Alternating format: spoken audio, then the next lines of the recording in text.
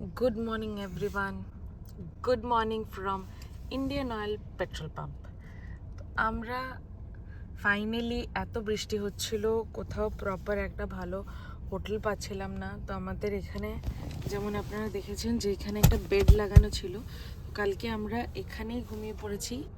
তো এই যে হচ্ছে আমাদের ঘুমানোর সেটআপ, আর ওই যে আমাদের হচ্ছে কিউট কিউট বালিশ। আর আমাদের চেহারাটা আর দেখালাম না, কারণ ঘুমিয়ে অবস্থা খুবই খারাপ। তো চলুন আজকের দিনটা তাহলে স্টার্ট করা যাক। যে বেডশিটটাতে ঘুমিয়েছিলাম ওটা দুজনে মিলে ভাঁজ করে দিচ্ছি। আর কালকে কিরকম বৃষ্টি হয়েছে দেখুন, এই দেখুন পুরো একটা গাছ পুরো এখানে ভেঙে পড়ে গেছে।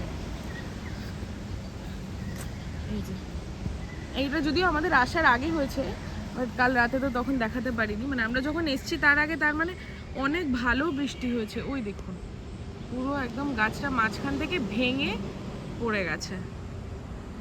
এমনি পেট্রোল বাঙ্কটা অনেক বড় আছে, কিন্তু ওদের ওয়াশরুমগুলো খুব একটা ক্লিন নয়, তাই আমরা এখান থেকে বেরিয়ে পড়ছি। আর এই হচ্ছে গাড়ি। তো ঘুমোবার সময় আমাদের ব্যাগপত্র সব কিছু সামনে রেখে দিয়েছিলাম, তাকে পেছনে ঘুমানোর জন্য ঠিকঠাক জায়গা থাকে। তো সেই সব ব্যাগগুলোকে আবার আমরা ব্যাক সাইডে নিয়ে চলে আসছি, কারণ আমরা আবার আমাদের জার্নিটা স্টার্ট করব।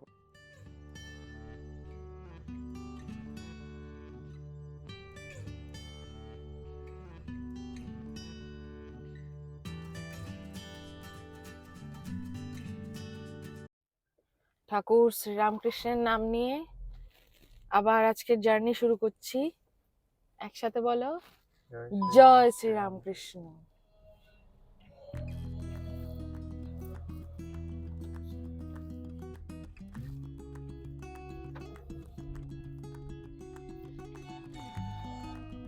6:59 আমরা স্টার্ট করেছি। এখন আমরা আছি ন্যাশনাল হাইওয়ে 16-এ। আমরা ভাইজাগের জাস্ট লেফট সাইডে আছি, রাইট সাইডে হচ্ছে ভাইজাগ।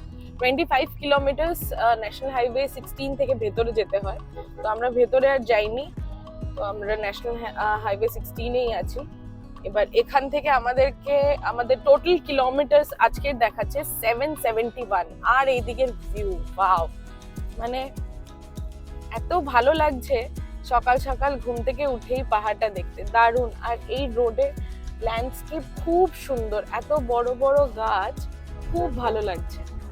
তো এখান থেকে লেফটে বেরিয়ে গেলে হচ্ছে ভাইজাগের জন্য বেরিয়ে যাওয়া যাবে সাইড দিয়ে। আর আমরা চলে যাচ্ছি স্ট্রেট টুয়ার্ডস কলকাতা। এই দেখুন এই রোডটা যাচ্ছে, এটা ভাইজাগের ভেতরে চলে যাবে। এখান থেকে প্রায় 25 কিলোমিটার। কি ভালো লাগছে।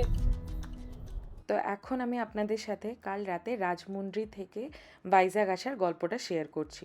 তো কাল যখন প্রায় 11:30 নাগাদ আমরা রাজমুন্ড্রি থেকে ভাবলাম যে না ঠিক আছে আমরা আরেকটু কন্টিনিউ করব। তো আমাদের হোটেল বুক করা ছিল রাজমুন্ড্রিতেও আর ভাইজাগেও। তো যখন মোটামুটি আমরা প্ল্যান করলাম যে না আমরা ভাইজাগ অবধি চলে যাবো, তো আমরা রাজমুন্ড্রির হোটেলটা ক্যান্সেল করে দিলাম আর আমরা ভাইজাগের জন্য এগোতে লাগলাম। মোটামুটি ভাইজ্যাগ থেকে আরও 150 কিলোমিটার আগে থেকে এত বৃষ্টি আর বিদ্যুৎ চমকানো স্টার্ট হয়েছিল, মানে লিটারেলি আমাদের ভয় লাগছিল। আর তখন সময় ধরুন প্রায় 12টা 12:30 বাজছে, রাস্তা ধীরে ধীরে অনেকটা খালি হয়ে গেছে। এরকম রাত্রিবেলা মনসুন টাইমে এইভাবে ট্রাভেল করা ভীষণ রিস্কি, আমি কাউকে সাজেস্ট করব না। আমাদের যে হোটেলটা বুক করা ছিল সেই হোটেলের জন্য আপনারা যেভাবে দেখেছিলেন আমরা সিটির ভেতরে ঢোকার চেষ্টা করছিলাম, বাট একদম পুরো নিস্তব্ধ নিঝুম রাস্তা ছিল।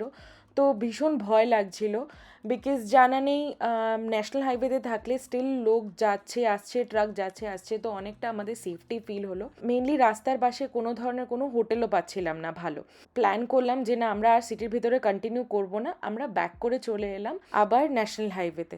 তো ওখানে আমরা খুঁজছিলাম যে কোকো পেট্রোল পাম্প পাওয়া যায় কিনা, বিকজ এর আগেও আমরা আরেকবার কেরালা ট্রিপের সময় এরকমভাবে কোকো পেট্রোল পাম্পে আমরা এভাবে ফ্রেশন আপ হয়েছিলাম। তো আমরা খুঁজতেই দেখি একদম সামনেই প্রায় 3-4 কিলোমিটারের মধ্যে একটা কোকো পেট্রোল পাম্প ছিল। তো ওইখানে আমরা ভাবলাম যে না, বেস্ট হচ্ছে এই অবস্থাতে এদিক ওদিক না করে কোনো একটা শেল্টার নেওয়া। আর যেহেতু আমাদের ব্যাকআপ একটা ছিলই, আমাদের বেড, তো আমরা মানে ওইটুকু সময়ের মতো রেস্ট নিয়ে নিতে পারতাম। এই যে ডান দিকে সিটিটা দেখতে পাচ্ছেন, এটা হচ্ছে পালাসা।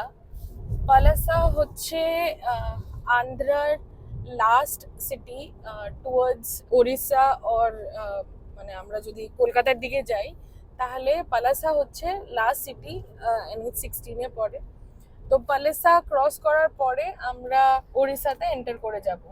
আর ওড়িশাতে এন্টার করার পর ফার্স্ট যে সিটিটা পাবো সেটা হচ্ছে বেহরামপুর। এখানকার ল্যান্ডস্কেপ কিন্তু সত্যি মানে খুব সুন্দর।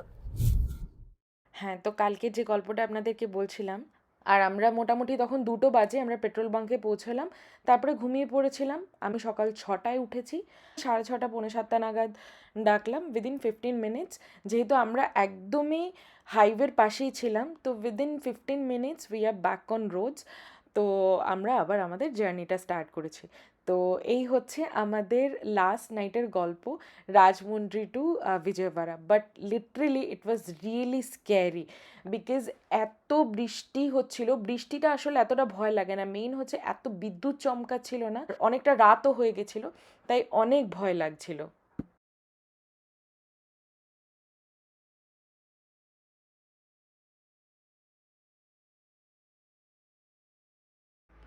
পৌঁছে গেছি বেহরমপুর। তো এটা হচ্ছে ওড়িশার ফার্স্ট সিটি বেহরমপুর। আর অবভিয়াসলি ওড়িশাতে আসবো, এখানে ব্রেকফাস্ট করবো না এটা তো হতেই পারে না।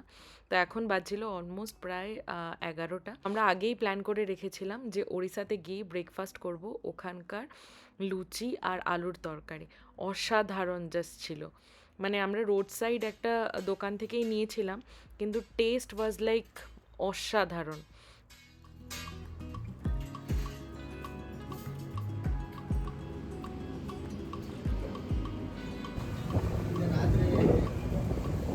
চলো।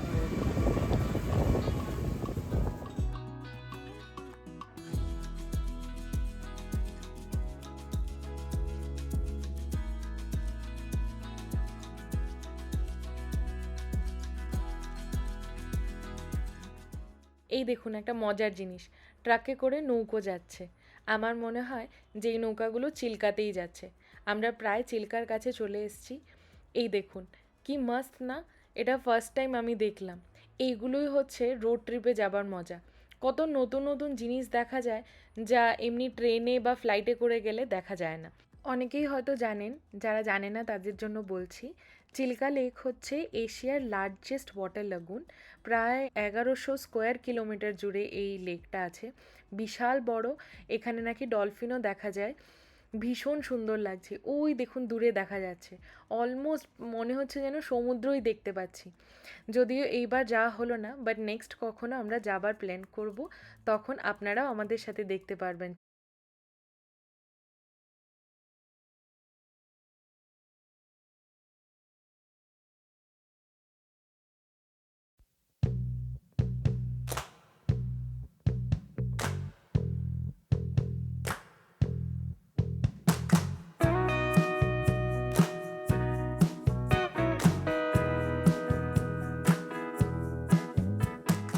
আমরা পৌঁছে গেছি ভুবনেশ্বর সিটিতে, আর এখন বাজে দুপুর 1টা। তো যত কাছে যাচ্ছি তত আরও এক্সাইটমেন্ট বাড়ছে। মানে কি বলবো আপনাদের, কোথায় ব্যাঙ্গালোর থেকে জার্নিটা স্টার্ট করেছিলাম, এখন আমরা ভুবনেশ্বর চলে এসেছি। ভুবনেশ্বর আসা মানে অলমোস্ট মনে হচ্ছে যে বাস আর অল্প কিছুটা তারপরেই পৌঁছে যাব বাড়ি। আর এই দেখুন মহানদী স্টার্ট হয়ে গেছে। যতবার আমি মহানদী ক্রস করি ততবার আমার মনে হয় ইস, এতে জল নেই। আমার খুবই খারাপ লাগে যখন আমি দেখি কোনো নদীতে জল শুকিয়ে গেছে, অ্যান্ড তার পুরোপুরি রিজনটা আমরাই। যাই হোক, কথা বলতে বলতে কটক পৌঁছে গেছি। এখন সিটি এত ডেভেলপ করে গেছে যে ভুবনেশ্বর আর কটকের মাঝখানে যে কোনো সিটি গ্যাপ আছে সেটা বোঝাই যায় না, পুরো একটা স্ট্রেচ চলতে থাকে। বাস আর কিছুক্ষণ তারপরেই পৌঁছে যাব বাড়ি। ওই দেখুন দূরে ট্রেন দেখা যাচ্ছে।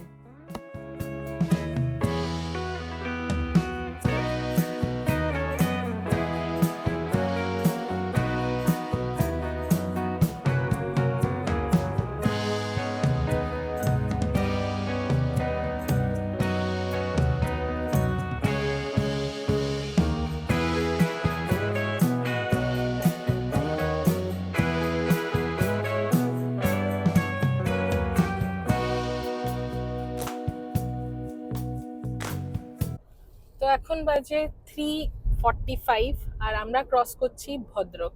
ভদ্রক ক্রস করার সময় আমার একটাই জিনিস মনে পড়ে, একটাই ছেলের কথা, সেটা হচ্ছে আমার বাড়ির কুক। সে ছিল একটা 19 বছরের ছোট্ট বাচ্চা ছেলে যে আমার বাড়িতে রান্না করতো। আমি আর আমার বেস্ট ফ্রেন্ড একসাথে থাকতাম ব্যাক দেন ইন 2018। ও 2018 থেকে 2018, 19, 20 অব্দি, কোভিড অব্দি আমাদের ঘর কাজ করেছিল।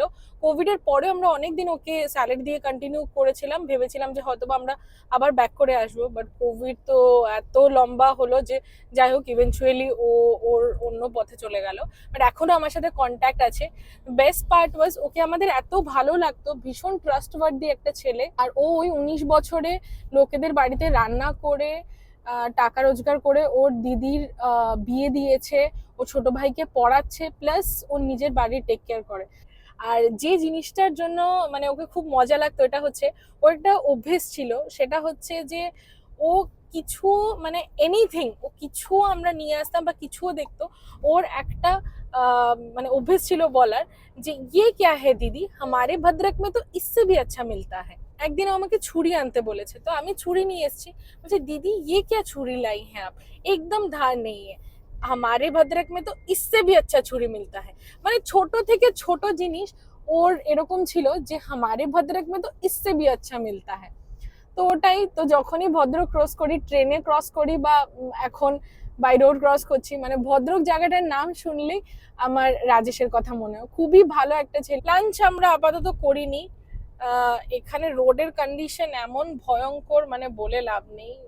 ওই আর কি ধিকির ধিকির ধিকির করে চলছি 6 লেন রোডে, কিচ্ছু করার নেই। হাজারটা ওরা সিসিটিভি ক্যামেরা লাগিয়ে রেখেছে, ফাইন ইম্পোজ আমরা দেখলাম যে 2000 করে মনে হয় ফাইন ইম্পোজ করছে। আমি জানি না কি হবে, বাট আমরা যতটুক পেরেছি, যতটুক সম্ভব এন্টার করার পর থেকে আমরা ওটাকে মেনটেন করার চেষ্টা করছি।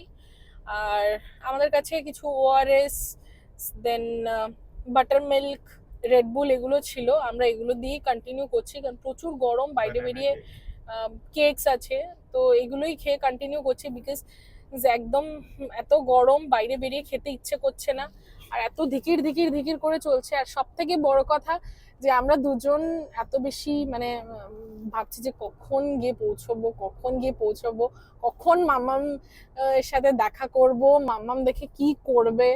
4 ঘন্টা দেখাচ্ছে, লেটস সি। মেইন কথা হচ্ছে আমরা বেলদা থেকে মানে ভদ্রকের পরে বালাসোর, তারপরে বেলদা, তো বেলদা থেকে আমরা ডাইভার্সন নিয়ে নেব। চাইলে খড়গপুর বা খড়গপুর ক্রস করে যে ডেবরা একটা জায়গা আছে ওখান থেকে কোলাঘাটের আগে, ওখান থেকেও আমরা ডাইভার্সন নিতে পারতাম। ট্রেনে অ্যাভেল করলে মানে আমরা যখন লোকাল ট্রেন অ্যাভেল করি তখন বালিচকে নামি, যখন এক্সপ্রেস ট্রেন অ্যাভেল করি তখন খড়গপুর হয় আমাদের নিয়ারেস্ট। আর এটা বাই রোড, মানে কলকাতা থেকে এলে তো ডেবরা দিয়েই আসি, এই দিক দিয়ে আমি ফার্স্ট টাইম বাই রোড যাচ্ছি আর কি। কেমন লাগছে কুজন? বেস্ট পার্ট ওয়াজ নন্দন, মানে লিটারেলি মানে ওকে দেখার মতো ছিল। ও বলছে আমি কি করব, তুই বল কেমন লাগছে তোর, মানে এইভাবে মানে ক্রুজে লাগিয়ে ধিকির ধিকির করে এরকম ভাবে চলছিস।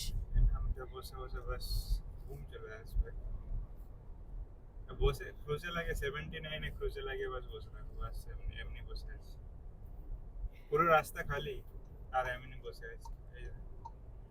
এরকম পুরো রাস্তা এমনি পুরো খালি আছে। হ্যাঁ পুরো রাস্তা খালি, কিন্তু 500 মিটার ছাড়া ছাড়া আগে করে ক্যামেরা। হ্যাঁ একদম, তো কিছু করার নেই। একে ওদের স্পিড লিমিট আছে, ঠিক আছে চলো এটা ফর আর বেটারমেন্ট, ঠিক আছে চলো এটা মেনে নিলাম। এত ডাইভারশনস যে মানে আমরা তো মানে প্রথমে গুনছিলাম, তারপর গোনাও ছেড়ে দিয়েছি। এত ডাইভারশনস, প্রথমে ভেবেছিলাম যে আমরা দেখাবো, তারপর দেখছি যে এত ডাইভারশনস ও দেখে কোনো লাভ নেই। আমি জানি না ওরা কি করছে, রাস্তা গড়ছে না ভাঙছে, মানে শুধু ডাইভারশনস, কিছুক্ষণ পরপর সিঙ্গেল ওয়ে হয়ে যায়। মানে সত্যি মানে আমাদের কি বলবো, 10টার সময় আমরা ওড়িশাতে এন্টার করেছিলাম আজকে, আর এখন বাজছে 4টে, অলমোস্ট আরো প্রায় ধরে রাখুন আরো 2 ঘন্টা মতো আমি হিসেব করে দেখেছি যে দাঁতন যেতে, দাঁতন হচ্ছে ওয়েস্ট বেঙ্গল আর ওড়িশার বর্ডার, দাঁতন যেতে আরো প্রায় 2 ঘন্টা মতো সময় লাগবে। মানে পুরো কি বলবো, মানে লোকেদেরকে একদম পুরো মানে এনার্জি ডাউন করে দেবে এমন ওর রোড এক্সপিরিয়েন্স, এত খারাপ। মানে যাই না, আমাদের তো একদমই মানে ভালো লাগেনি আর কি। ও আর হ্যাঁ, তার মধ্যে স্পেশাল কিছু অ্যাপিয়ারেন্সেস আছে, সেটা হচ্ছে এই গরুদের। এত গরু রাস্তাতে, আমরা অনেক জায়গায় এরকম, ওই যে চলে যাচ্ছে এটা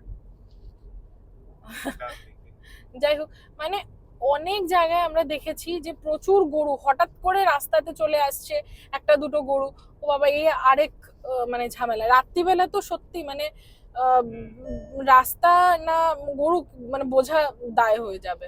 কিছু এক্সপিরিয়েন্সেস আছে, রোড এক্সপিরিয়েন্স, যে জন্যই আমি বেসিক্যালি ভিডিওটা বানাচ্ছি, যাতে আমাদের ভিডিও দেখে আপনাদের মানে কিছু আইডিয়া হয় যে হ্যাঁ এই জায়গাগুলো ক্রস করলে এই ধরনের ইস্যুস আসতে পারে।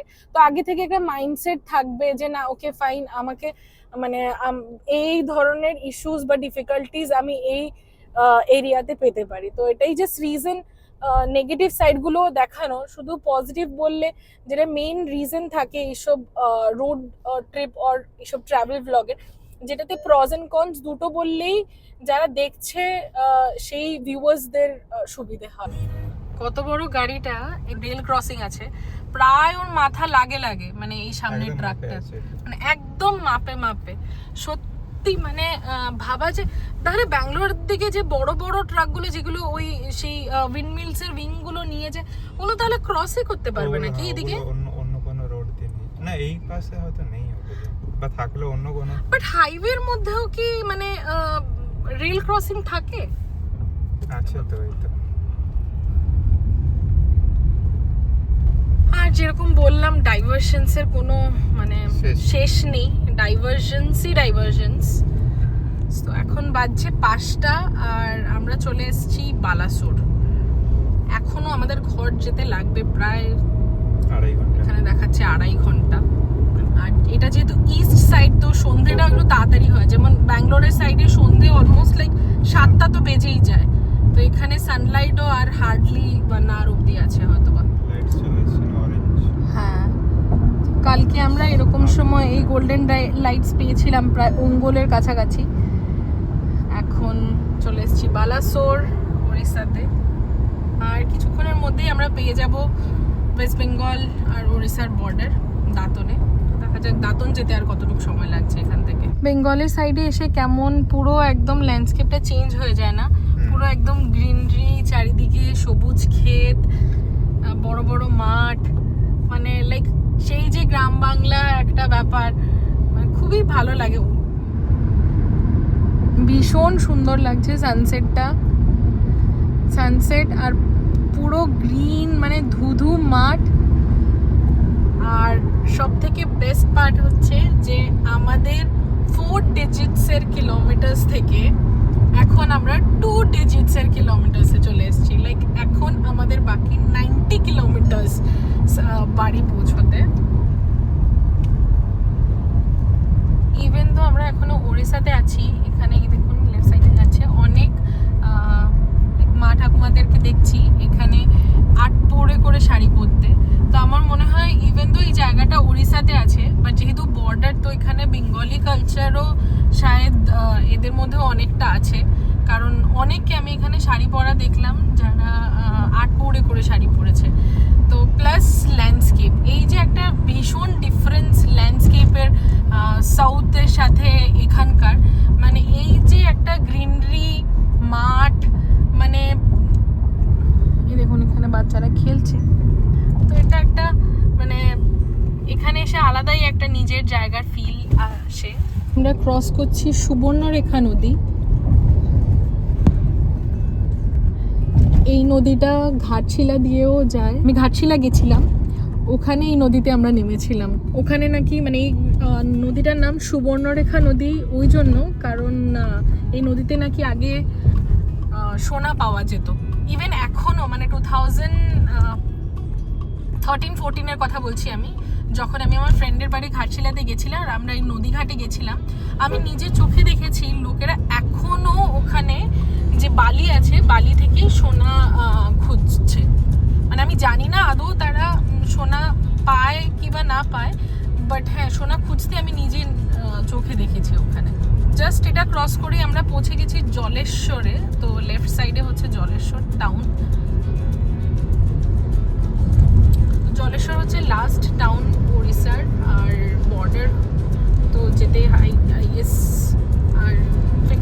20 কিলোমিটার্স হবে। এন্টার করে গেছি ওয়েস্ট বেঙ্গল। তো এখানে আমাদেরকে চেকিং হলো, জাস্ট জিজ্ঞেস করলো কোথা থেকে আসছি আর চেকিং হয়েছে কিনা আগে কোনো কিছু। দিয়ে আমাদের গাড়িটা একটু বাইরে থেকেই দেখলো, দ্যাটস অল। চলে এসেছি দাঁতন।